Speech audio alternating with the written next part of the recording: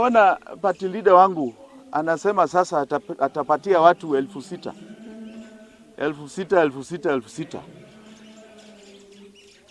Kwa vitabu vya serikali zile numbers, statistics ambao wako nazo wanasema kuna 4 million unemployed Kenyans. Sio ni watu wengi sana? Sasa hiyo 6,000 inakuwa 300 billion per year. 300 billion. Kama anataka kusaidia watu, sijui anangojea nini.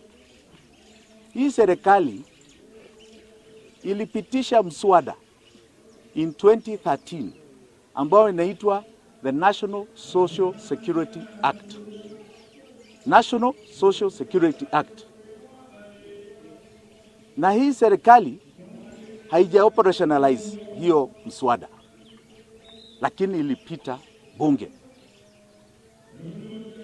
Hiyo mswada ina pahali inaandikwa vizuri sana.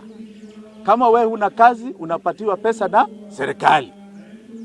Si anasema anaweza? Na yesi ni kama wako kwa serikali. Si yako kwa huku, wako serikali. Si serikali sasa iko ndani yake.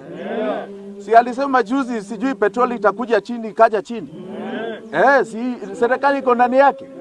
Aifanye sasa, wachana na vile after 2022, aifanyie sasa.